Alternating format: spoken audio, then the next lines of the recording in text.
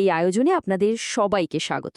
আচ্ছা ভাবুন তো, একেবারে ঠিক সময়ে ঘটা একটা বিশাল গণ্ডগোল কিভাবে একগুচ্ছ অদ্ভুত সমস্যার নিখুঁত সমাধান করে দিতে পারে। হ্যাঁ, আজ আমরা গোপাল ভাঁড়ের এমনই এক মজার লোককথা বিশ্লেষণ করব। চলুন সরাসরি গল্পে ঢুকে পড়া যাক। তো আজকের এই বিশ্লেষণের মূল পর্যায়গুলো হল: ১. মহারাজের অরুচি ও গৃহস্থালির সমস্যা। ২. রাজবাগানে তাল ও পেতনি রহস্য। ৩. দরবারে বিচার এবং রান্নার প্রতিযোগিতা। এবং সবশেষে ৪. মন্ত্রীর দুরবস্থা ও গোপালের জয়। ব্যাস, এভাবেই এগোবে আমাদের গল্প। এখন শুরুতেই একটা অদ্ভুত প্রশ্ন মাথায় আসতে পারে। একটা চুরি যাওয়া তাল, একজন আস্ত পেতনি আর এক বাটি অতিরিক্ত ঝাল পায়েস, মানে এগুলোর মধ্যে আসলে সম্পর্কটা কি? আর এগুলো কিভাবে মহারাজের সমস্ত সমাধান করে দিল? শুনতে একদমই উদ্ভট লাগছে, তাই না? কিন্তু ঠিক কিভাবে এই আপাত সম্পর্কহীন বিষয়গুলো মিলেমিশে একাকার হয়ে গেল, সেটাই আজ আমরা উদ্ঘাটন করব। চলুন শুরু করা যাক পর্ব ১ দিয়ে, মহারাজের অরুচি ও গৃহস্থালির সমস্যা। গল্পের শুরুতেই আমরা কিন্তু দুটো সম্পূর্ণ আলাদা সমস্যার মুখোমুখি হচ্ছি। প্রথমে আসি গোপালের বাড়ির কথায়। সেখানে রীতিমতো একটা চরম সংকট চলছে। একা হাতে সংসারের সব কাজ করতে গিয়ে গোপালের স্ত্রী একেবারে ক্লান্ত, যাকে বলে একেবারে নাজেহাল অবস্থা। কাজের লোকের অভাবে তিনি এতটাই বিরক্ত যে সোজা বলে বসলেন, বউয়ের প্রতি যদি একটু মায়া থাকত তাহলে একটা কাজের লোকের খোঁজ করতেন, আমি চললাম বাপের বাড়ি। বুঝতেই পারছেন, গোপালের জন্য এর একটা সমাধান করা একদম যাকে বলে বাঁচা মরার বিষয় হয়ে দাঁড়িয়েছে। আর ঠিক একই সময়ে ওদিকে রাজপ্রাসাদেও চলছে আরেক নীরব হাহাকার। মহারাজের রাজকীয় রসনা সম্পূর্ণ তৃপ্তিহীন।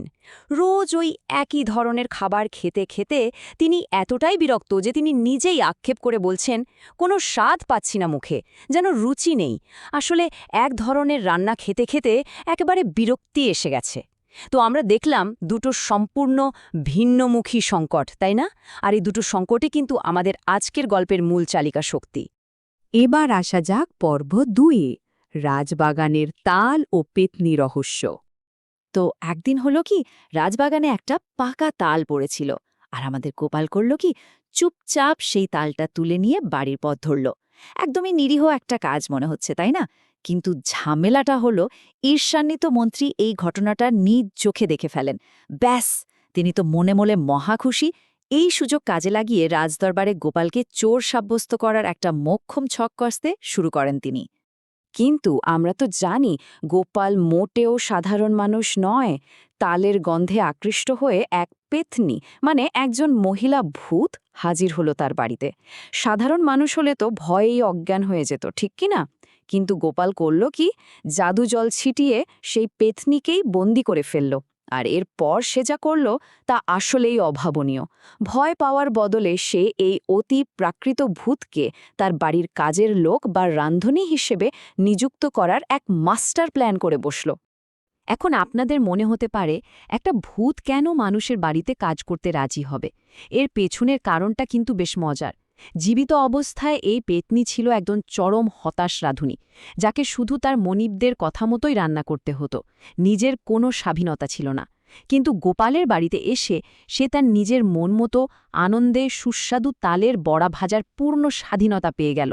আর এই রন্ধনশিল্পের স্বাধীনতা পেয়েই ভূতটির সানন্দে গোপালের সংসারে কাজ করতে রাজি হয়ে যায়। কি অদ্ভুত এক সমাধান, তাই না? গল্প কিন্তু জমে উঠেছে। এবার চলুন দেখি পর্ব ৩-এ, দরবারে বিচার এবং রান্নার প্রতিযোগিতা।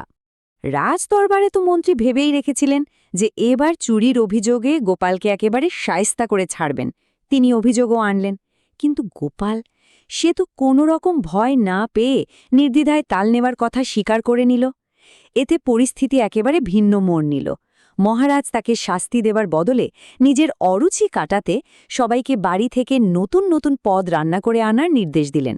অর্থাৎ যে ফাঁদটা পাতা হয়েছিল গোপালকে বিপদে ফেলার জন্য, সেটা উল্টে তাকে মহারাজের মন জয় করার এক দারুণ সুযোগ করে দিল। ওদিকে রান্নার বিষয়ে সম্পূর্ণ অজ্ঞ মন্ত্রীমশাই তো এবার রীতিমতো মরিয়া হয়ে উঠলেন। তিনি এমন এক উদ্ভট রেসিপি বানিয়ে বসলেন, যা শুনলে আপনারা হাসতে হাসতে অবাক হবেন। প্রথমে মিষ্টি পায়েস, তারপর তার মধ্যে কাঁচা লঙ্কা এবং কালো জিরে, আর শেষমেশ তরকারি বানানোর জন্য তাতে মেশানো হলো তেঁতুল। একবার ভাবুন তো অবস্থাটা, কোথায় মিষ্টি পায়েস আর কোথায় কাঁচা লঙ্কার তেঁতুল। সামনে যে কি ভয়ানক এক বিপর্যয় অপেক্ষা করছে তা বোধহয় আর বলে দেওয়ার দরকার নেই। আমরা চলে এসেছি আমাদের শেষ পর্যায়ে, পর্ব ৪, মন্ত্রী দুরবস্থা ও গোপালের জয়। গর্বিত মন্ত্রী যখন তার সেই নতুন অদ্ভুত রেসিপি মহারাজকে পরিবেশন করলেন, তখন এক চামচ মুখে দিয়ে মহারাজের যে কি করুণ অবস্থা হলো। ঝাল আর টকের চোটে তিনি তো রীতিমতো চিৎকার করে উঠলেন, এটা খাবার নয়, আমাকে হত্যা করার ষড়যন্ত্র। আমার সারা শরীর জ্বলে গেল।